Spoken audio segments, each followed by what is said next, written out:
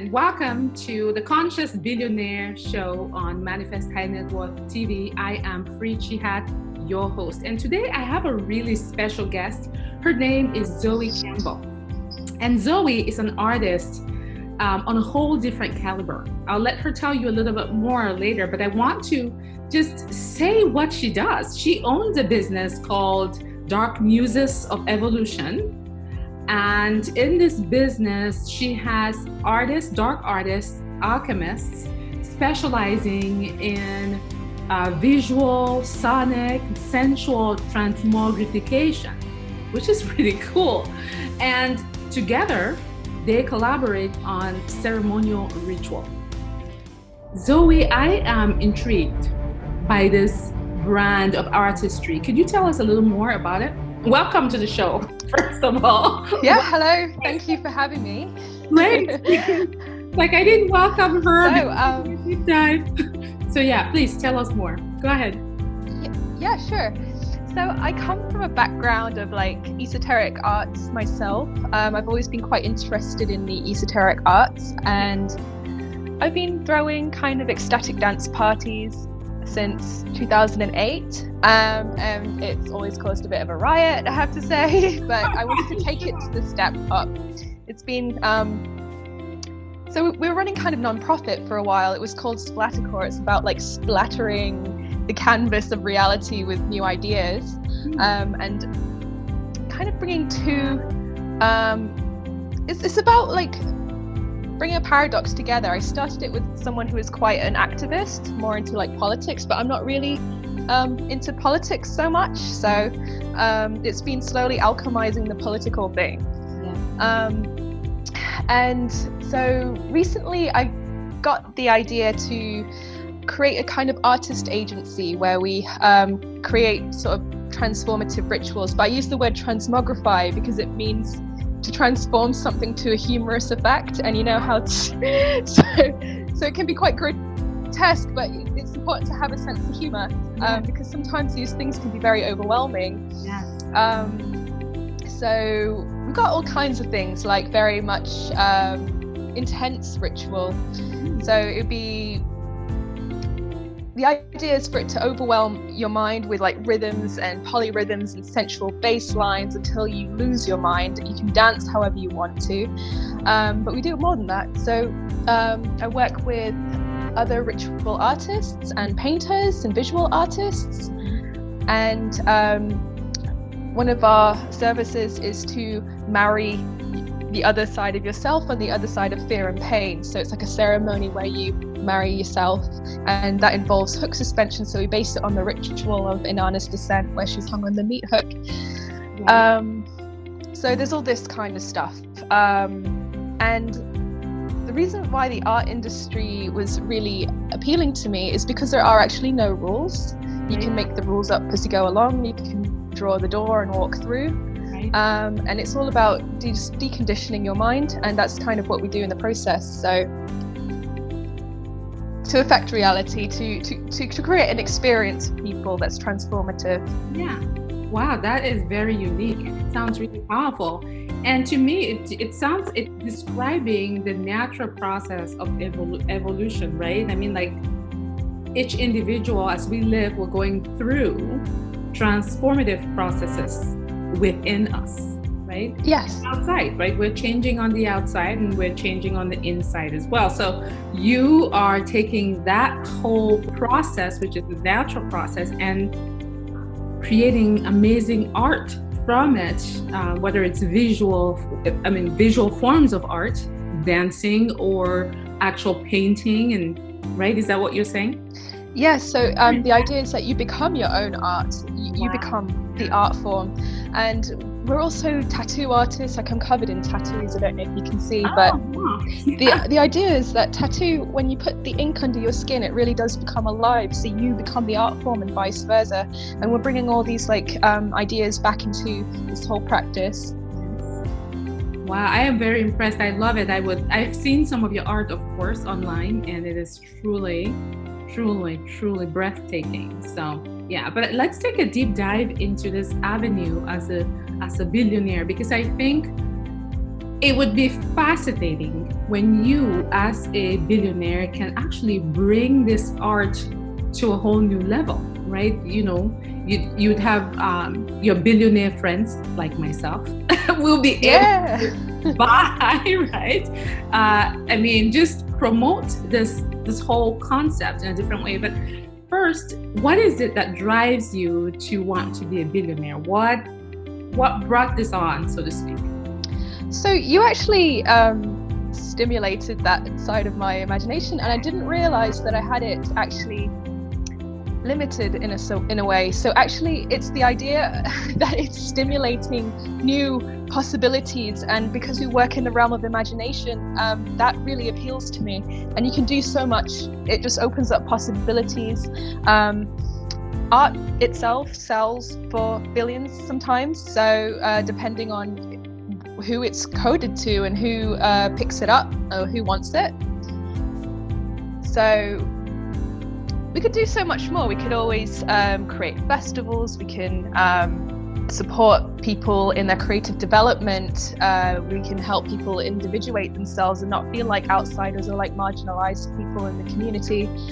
Because I don't believe in marginalization. I believe in individuation, and I think marginalizing is a myth. It's not healthy to identify as a marginalized person. Have you guys thought about actually taking this out to schools? So kids and teaching this art form to children, who natural artists or who want to learn to be artists, you know, to spread it. I mean, that probably one of the things that will happen even more when you're a billionaire, but even now. Yeah, so when I was a kid myself, I didn't quite understand what it meant to be an artist, even though I was very creative. I was also quite academically bright, so I took that route. And I like the idea of combining the two. I like the idea of combining academia and art together, so they're actually indistinguishable. So it would be amazing to have this as a form of education of some kind, because art itself is an experience. It's not actually, it's something that is, money can't actually buy art. We have to decide our values and our worth, and actually just have an idea. It's a kind of attitude where you need the confidence to be able to say, take it or leave it. And not lower your standards on what something is what the art form is trying to express and what it's called to do. So I find, since I started up the agency here in Berlin, the city is full of artists, lots of potential, but they don't seem to be able to make very much money with it. And I've started to see exactly why, and I'm trying to plug up all those holes so people can. And it's caused so much chaos, just personal chaos. Yeah, but that's a good thing. It's that's like very good. Blasting out like a geyser. Exactly. That's a very powerful path that you're on, because you are in the process of disrupting a paradigm and bringing into the market, whether it's just through your visual art or it's just through the pricing of it, and holding yourself firm and where you want to be, right?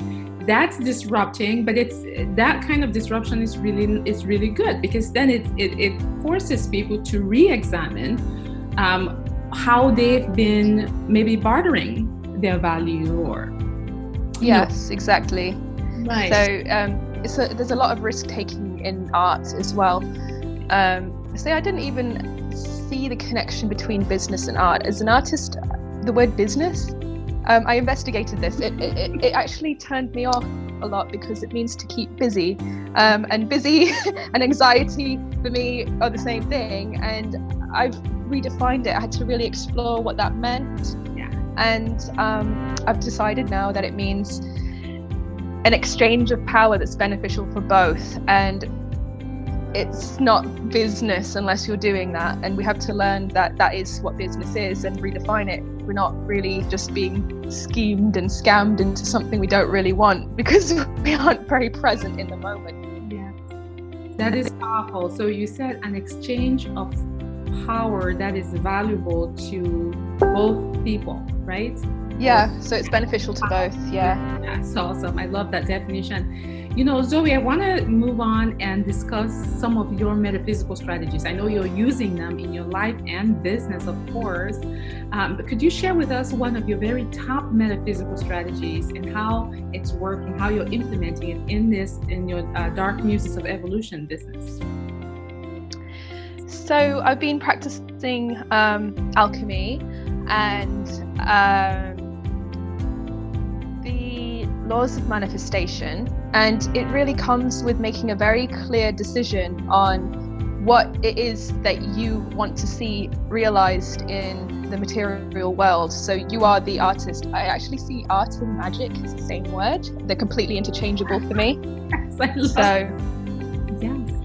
So we use words and symbols and we break them down, and we start to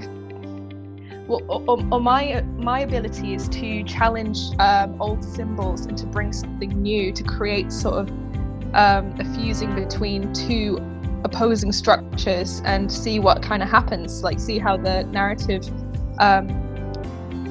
it becomes more complex. Yes. And to not be afraid of complexity and what it's trying to show you. It's a challenge to explore all the time.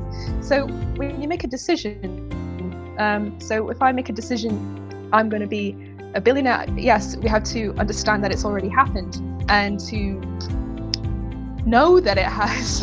And any kind of doubt that comes up, we have to work through that doubt and understand where it's coming from.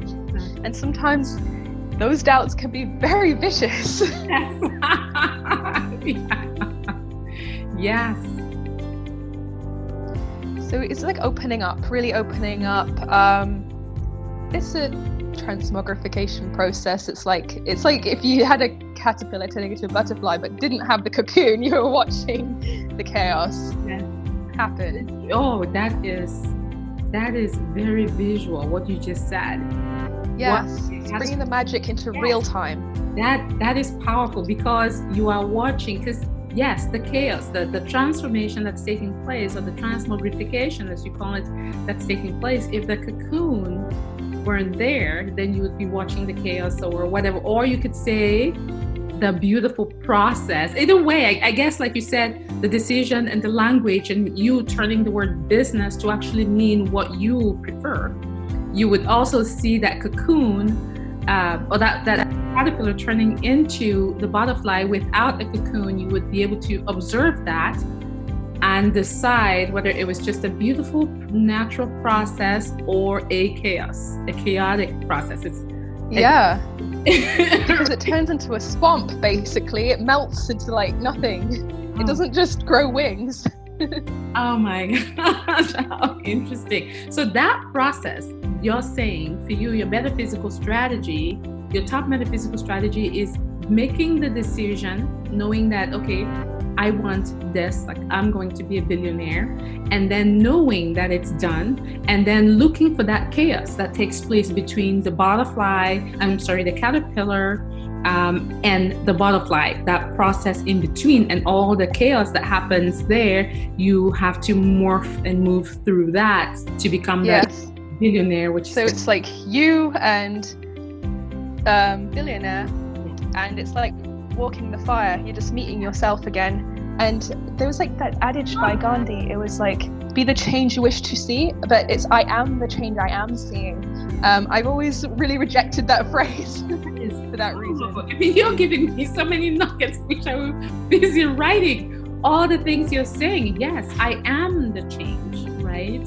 I don't have to be the change. I am the change. You are the caterpillar and the butterfly are one and the same, right? Mm-hmm. And I'm seeing it happen. I am that change. Yes, you are seeing that change happen in front of you. Oh my gosh, when I go back and listen to this, Zoe, I am going to get so many nuggets. I'm going to just write down some of those little phrases you've spewed right here. Yeah, I'm so curious how this evolves in you as well. So yes, right? Me too. So that's a great analogy. And so you're saying making that decision is the first step, and then understanding that you and billionaire are the same, but you before you actually become the billionaire, you can be compared to the caterpillar. And then you go through that process of transmogrification, as you call it, and you, the same you, evolves into the billionaire you. So it's not an external process, it's all internal, right? Mm-hmm. Very cool. I love it. Thank you so much for that. So let's switch gears.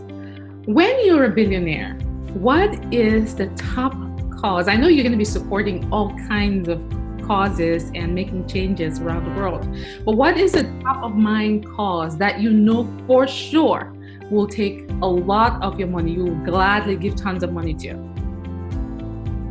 So alternative media is definitely one of my passions. Also human rights and justice. Justice is a very as a topic, it's very close to me because I've had a lot of issues with justice and social justice myself. Yeah. Because I obviously, as a paradigm disruptor, that tends to happen. Our caterpillar form is the rebel. Yeah. So we tend to be very rebellious, and it does backfire sometimes, make silly mistakes. And so what I really would like to see is people understanding better what justice is. I also I used to study law, so I was a law scholar, but then I dropped out to pursue my art. So people don't understand what justice is. Justice is something you find within yourself. It's not something that you look outside for. We always stand past the threshold and we create justice. This is our integrity, our justice. It's what just is. It's just who you are. So you see in like criminal law courts, for example, the figure of justice is often blindfolded. And I was like, oh, well, she looks like a captive, you know, she's been caught and blindfolded, and they say that it's for impartiality. Yeah. It is to an extent, but I could identify it with as the captor when I was going through a criminal process, for example, which I didn't do, but still. And as a tarot reader as well, I've been reading the tarot, and I noticed that there's a card called Interference, the Eight of Swords, which is a blindfolded figure surrounded by swords, but there's actually no one keeping that person stuck. And the Justice card is the one at the center of the deck, and its eyes are wide open, and it's holding the sword of integrity strong with the sword of intellect piercing into the heavens. And this is one of the things that I really wanted to not even fix, but to show people. I wanted them to understand that we can't fight for our rights, we have to stand in them. And this is something that I want to start channeling through media somehow. I would like to maybe I've started a little rap project as well, where I'm kind of exercising a few social demons through different characters, and I want to tell the story that way. So this is a way of using alternative media and making it easier for musicians as well without having to compromise their integrity too. It's very difficult for a musician to get by, so I would definitely be funding those arts too. Wow, there is so much that you just said. Alternative media, you just that one brand, alternative media, you can pass so many things through it. So using alternative media outlets, you can truly educate in all these other areas that you just mentioned, right? Especially with the justice and getting us to realize we are justice, standing in the justice, not seeking external justice, that type of thing, which is really a whole new way of looking at that project. Thank you. That is a great cause, and I can definitely see you being a champion of that cause when you're a billionaire, no doubt about it. Yes, I want to see the struggle marginalized people have over. That's really what I want to see. I want to see them being their genius, standing in their genius, expressing themselves without fear. Right now, it's really chaotic. I see people struggling a lot. I have a lot of that on my friends feed. So it's something that's like the media. I was like, this could be something better to read. There's a possibility for that to happen. absolutely. I mean, like, you have mainstream media, coming out and in our faces if you're actually looking for it. And this alternative media that you're talking about, which I'm sure you can find a much cooler name for it later, is going to also be big enough and bold enough and popular enough that it will spread across the world, and also a way to get into people's homes and be able to show them other ways, which is all good for our expansion, right? Because we've had one kind of media dominate for a long time. So it'd be good to have that shift in what's available for us to be able to see and hear, and how we actually look at, different sectors and people whom we consider to be different from us, right? And all part of our growth and yes, the up-leveling of human consciousness. Powerful, Zoe. I love it. I absolutely love it. All right, so let's switch gears and talk a little bit about your lifestyle. So you have your causes that you're going to be supporting, but obviously your lifestyle is going to change. I'm talking, are you the type of person who loves private jets or and big mansions, or what is your luxury life going to look like? Paint a vision for us on that. So I also love that. I think anyone who is, you don't want to be struggling through your life and settling for less. So why don't you just take the best whenever it's offered? If it's there and it can exist, you might as well have it. Why don't you travel around in a rocket ship on electromagnetic power? I don't know. If it costs a little bit more, then so be it. Really, there shouldn't be any limits.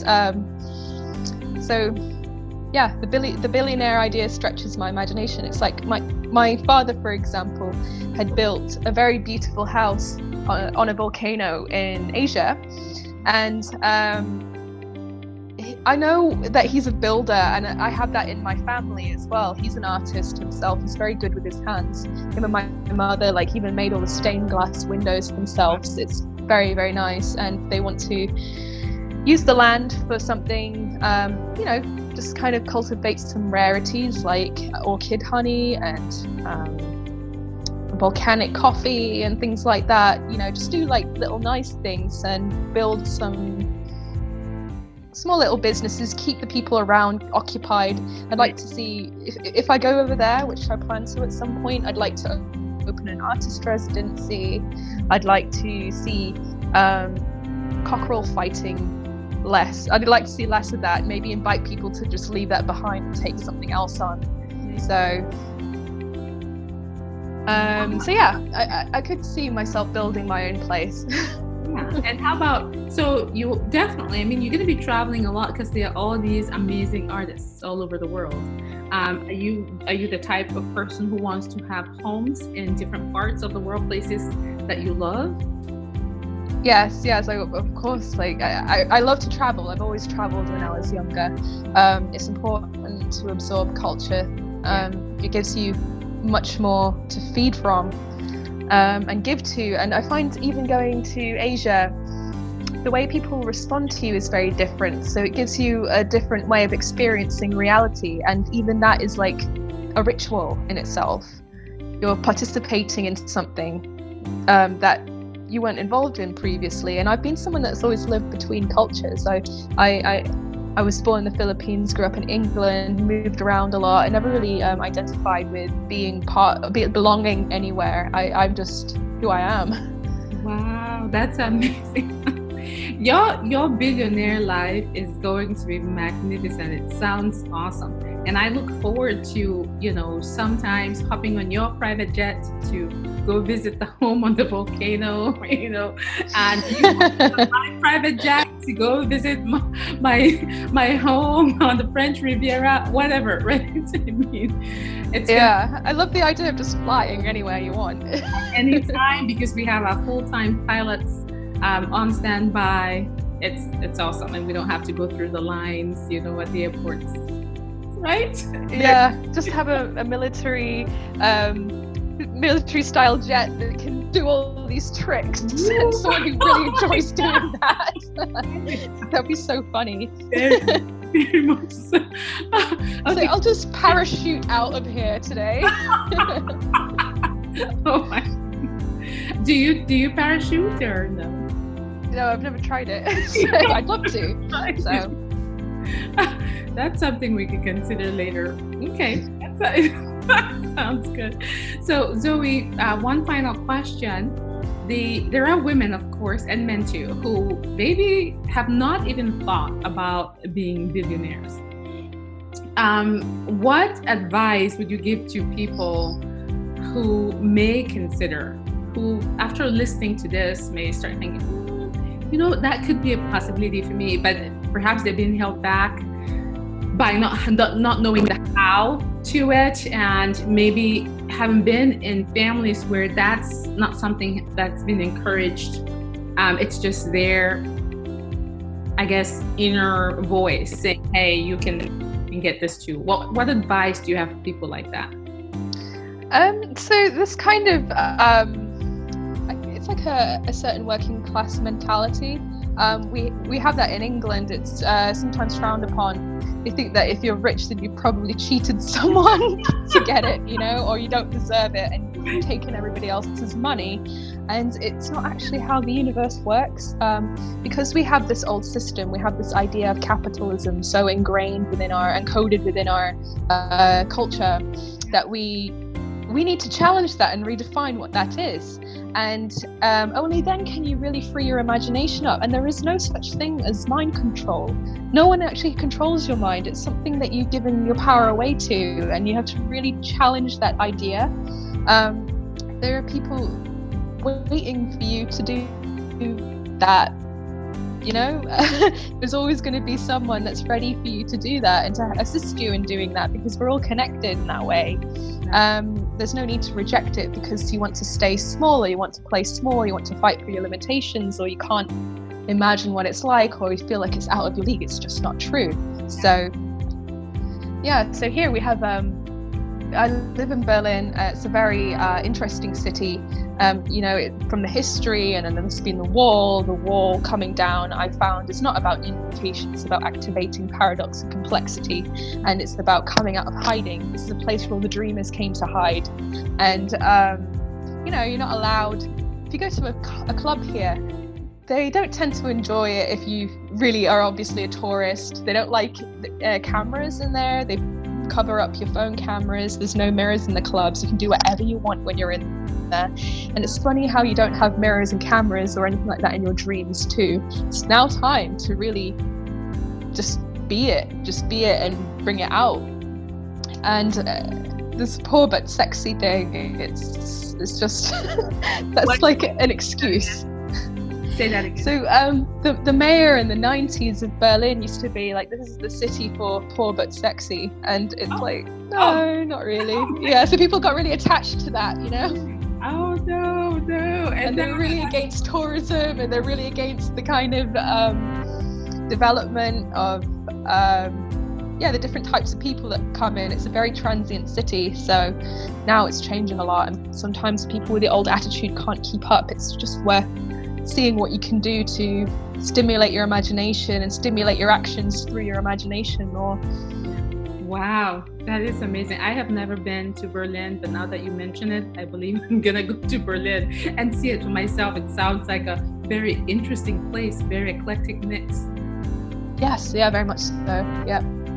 Zoe, thank you so much. I really appreciate you coming on the Conscious Billionaire TV show, and I can't wait. Well, I can't, but I am excited rather, and looking forward to you being a mega billionaire and actually seeing everything that you get to do from that platform, and how you spread your wings and your ideas and your message even further than you're able to do now. So thank you very much for being on. Thank you for for reaching out and allowing me to speak publicly about this. It's been very interesting to explore the idea and bring on the chaos. let's see what happens. And also looking forward to seeing you on the cover of Forbes. So. Thank you. Yes. Oh, and that's my vision board. I'm just pointing out to everyone. That's my vision board. Me on the cover of Forbes. Billionaires. Yes. It looks so right. So thank you very much. I think so too. And it's coming one of these days.